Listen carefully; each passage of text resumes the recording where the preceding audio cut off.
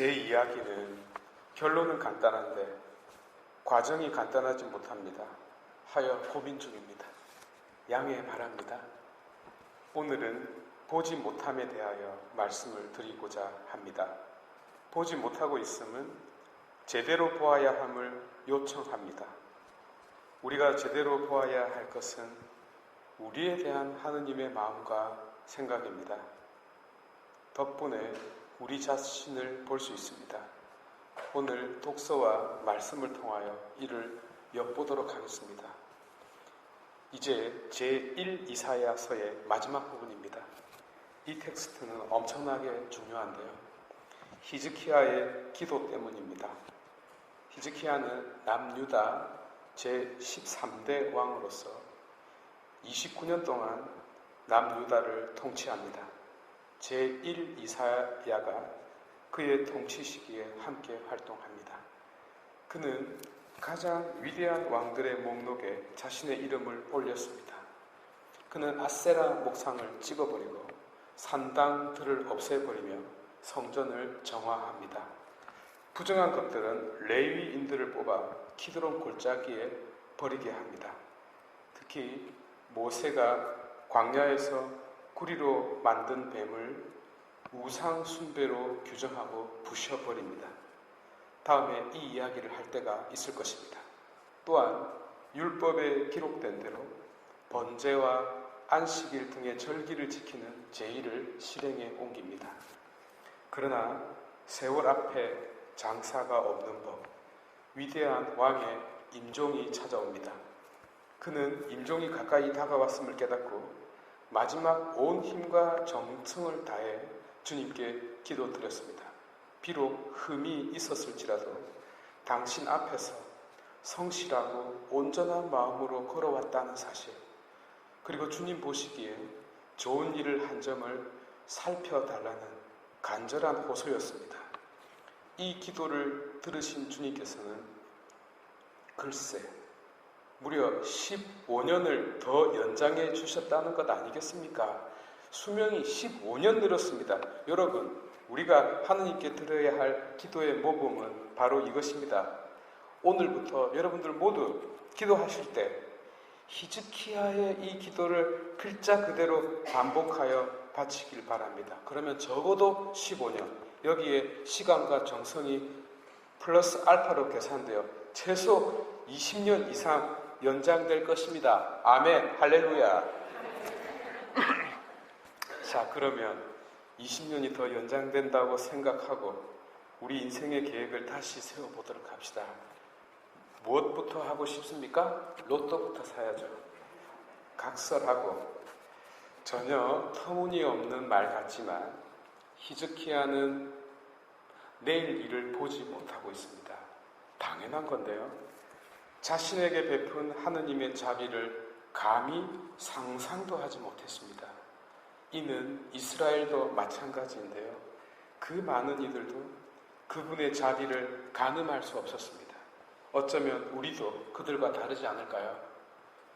어느 누가 우리의 생각과 예상을 훨씬 뛰어넘는 그분의 마음과 자비, 또한 그분의 사랑과 계획을 헤아릴 수 있겠습니까?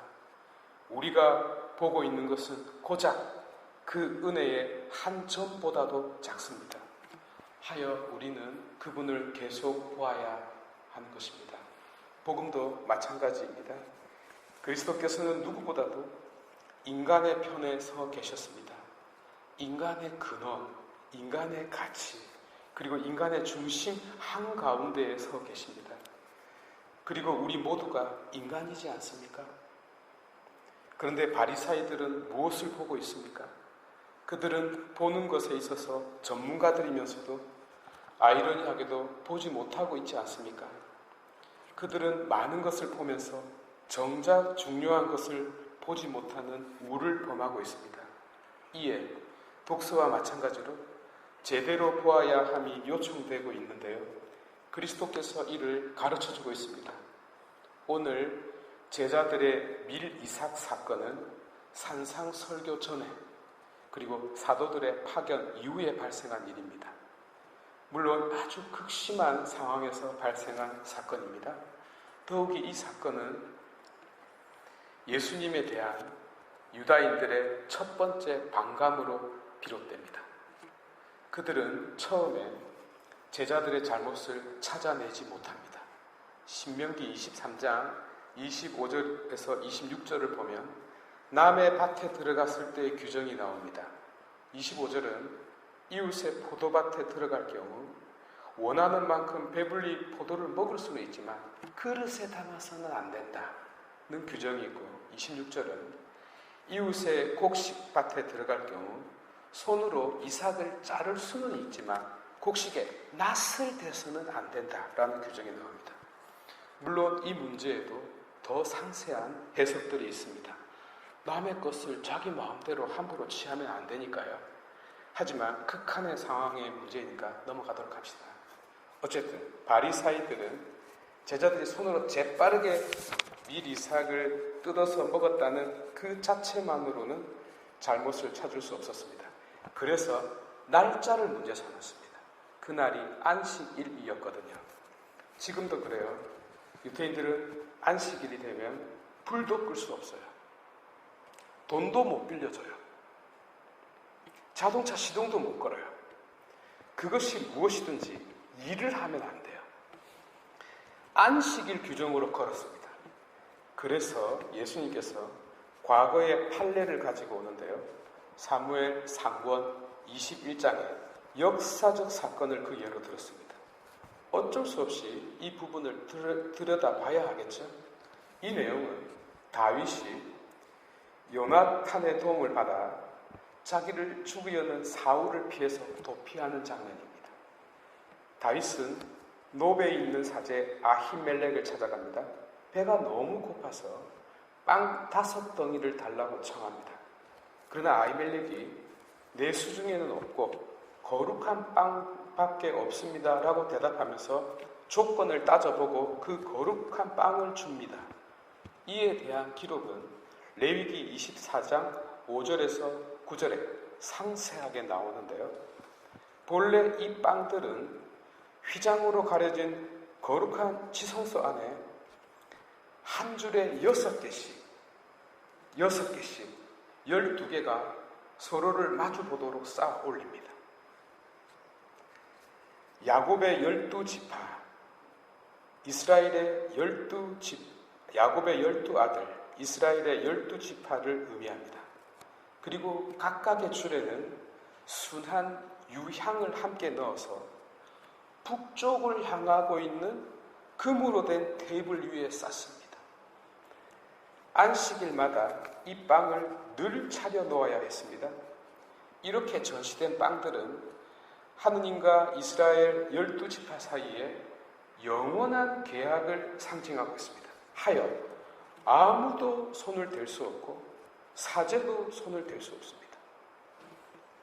손을 댄다는 것은 계약에 손을 댄다는 것을 뜻하니까요. 계약을 변경시킬 수 없으니까요. 이해가 되시죠? 히브리 사람들은 이를 라흠의 빵님이라고 불렀습니다. 얼굴들의 빵이라고 불렀습니다. 하느님의 얼굴과 인간의 얼굴이 서로 맞대고 있는 장면입니다. 동시에 이스라엘의 12지파가 6개씩 마치 우리 얼굴의 두 볼이 서로 한자리에 마주보고 있는 것처럼 서로가 한 형제처럼 마주보고 있는 장면입니다. 그런데 이 빵은 일주일 동안 봉헌되는데 이 시간이 지나면 대사제가 새로운 빵으로 바꾸고 비로소 앞에 빵을 먹을 수 있게 됩니다. 이 빵은 보통 사람은 먹을 수 없습니다. 아론과 그 아들들의 몫이기 때문에 대사제가 먼저 먹고 남은 것을 사제들에게 줍니다. 그러니까 대사제와 사제들만 먹을 수 있습니다. 어디서 먹어야 해요? 바로 그 거룩한 장소에서요. 자, 그러면 다시 사무엘 상권 21장으로 돌아가 봅시다.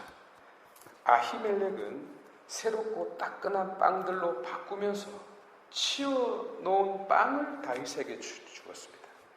다윗은 그 빵을 먹고 사울에게서 벗어나 갓 임금 아키스에게 도망갑니다.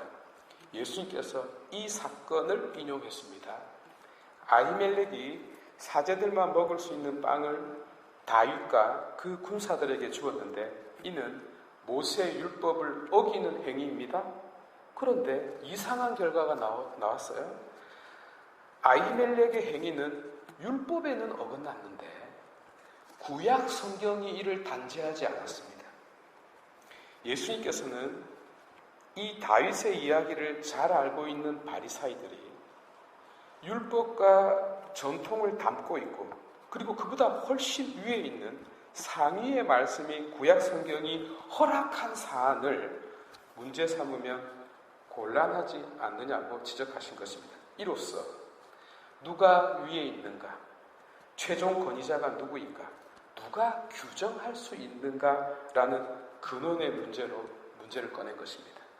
말하자면 율법을 해석하고 가르치는 너희 바리사이들이 율법과 전통 그리고 하느님의 말씀이자 구원이며 계약이자 역사인 성경보다 더 위에 있느냐라고 되질문한 것입니다.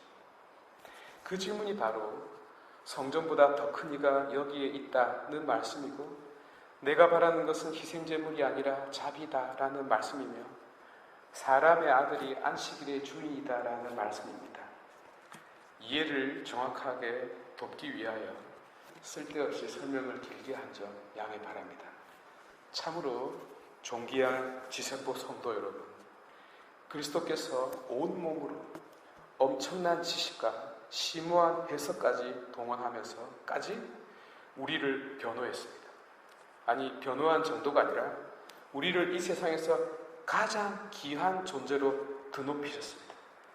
당신은 우리를 보고 있고 우리를 생각하고 있고 우리를 마음속에 담아두고 계십니다. 당신의 관심사는 오직 인간인 우리 각자를 보는 것입니다. 그러하오니 이제 우리도 우리가 보고 있었던 것만이 아닌 그분의 시선이 향해 있는 것, 동시에 그 시선이 끝나는 곳에 누가 있는지를 보시기